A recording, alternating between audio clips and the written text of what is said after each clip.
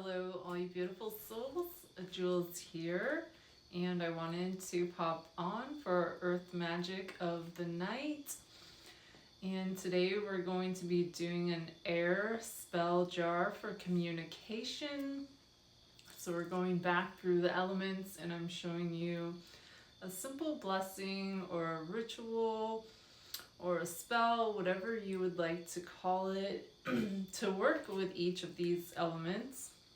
And you can use the wind to cleanse yourself of anything that doesn't align to your highest good. So do you ever just step out into the breeze and just take a deep breath? And it really feels super cleansing. So anytime you have some wind blowing your way, just stop to feel the breeze. So we're going to, if you do have a garden, you can stand in your garden or an open space like a park. And as you feel the wind, visualize it blowing any unwanted energies away. You can raise your arms open wide if it feels right to do so. You can cleanse items such as crystals and tools in this way as well. Simply leave them in your garden. You can bury them like I taught you yesterday, secured safely but exposed to the wind for this ritual for as long as necessary to cleanse. When an object feels energetically heavy, then it needs cleansing. After cleansing the energy attached to it, it will feel lighter and brighter.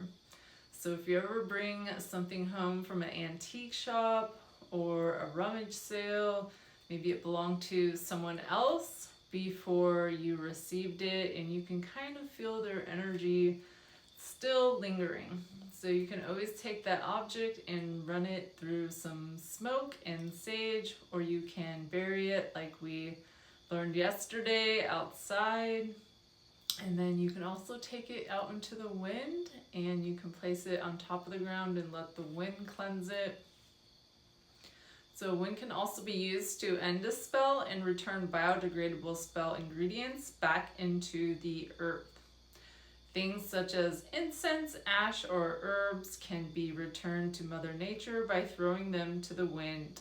Just be sure to throw them so the wind blows it away from you. You don't want it blowing back into your energy field. So a lot of my spell jars, I will go ahead and release them back into my garden, and then I'll cleanse my jar with some incense or sage or lavender or Palo Santo, whatever I feel called to, and begin a new spell. So we're going to do a spell jar for communication. So I will show you what I have on my altar today. So you're going to need a nice clear cleansed jar of any size, and then one or more of the following of dried herbs. You can use cinnamon, you can use dandelion, lemon balm. I do have some oil with some lemon balm inside. They are these little white flowers, and they have some green leaves. Super lemony. This is the road opener oil that I taught you to open the roads. For those of you that watched my past videos, you can go check that out. And then you can use one or more of the following crystals: blue lace agate. You can use chrysocolla, clear quartz, and turquoise. I didn't bring some turquoise over, but I do have some. And you can also use dandelions, like I said, but I'm replacing it with a sunflower. So if you feel called to different herbs, go ahead and grab that. And then I have mint right here and some fresh rosemary from my garden. You'll need a pen and paper and a yellow candle. And then I added a little crab apple.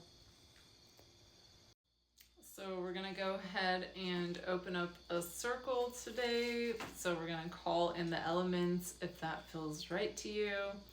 I'm going to be using this wand that I made, and we'll go ahead and open it. So opening up the circle to the guides and the guardians of the north, south, east, and west, please be with me. All others, please see your way out.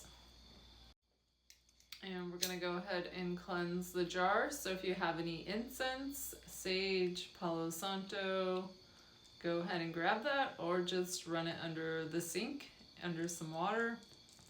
If you're by a lake or a stream, go ahead and dip it in. So I'm just taking the jar and then putting the incense inside so that it will fill up with some smoke and cleanse it.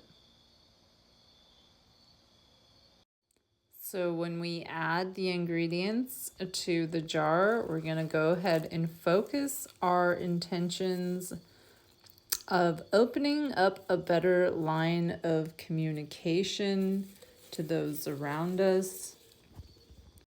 And then you'll want to visualize what it will be like when you can communicate your wants, needs, and ideas more clearly to others as you're placing them all in. And you can use fresh herbs, but they do prefer you to use dried herbs so they don't mold when you put them in the jar. Yeah, you can simply leave the jar open if you want for a day just to air them out, or you can open and close the jar daily. And then we'll go ahead and add in our our crystals. Put in a little crab apple. And then I can go ahead and take my essential oil lemon balm and just dip a little bit in. Smells so good in there. So here's my jar. And now we're going to go ahead and take our pen and paper. So you'll write on the paper ways that you can communicate better and which you would like to with others. So I put, don't be quick to anger, be honest, put your needs first so that you can be open to others and helping them, and put yourself in their shoes before reacting. And then go ahead and fold this up and we'll stick it in our jar and we will close the lid up. So here is our communication jar, and we can keep the jar in a room where you spend most of your time with others so that it can act as a reminder to strengthen the intentions that you made. If small enough, you can keep the bottle with you throughout the day so that it can work its magic. And I have brought you guys some of these smaller little jars that I put herbs and cute little crystals in. So if you kept those, you can always just use like a sprig of rosemary, a sprig of mint, really tiny. It doesn't have to be like super big on your table. It can be really tiny. You can put it in your pocket. Sometimes people call them mini mojos because it's got your intentions and your mojo in it. So much love and light to you all, and thank you for spending some time with me and learning this communication ritual blessing prayer. It's something that we all can work on. I know that I can totally communicate better than what I do now with others, especially with my loved ones. I notice that I communicate better with people at work or family. Maybe I'm more respectful, more conscious than the young people in my house, and that's not always my fault, but it's something that I can be aware of why I'm acting this way. So much love and light to you all, and I hope that you have a beautiful day and night ahead. Jules.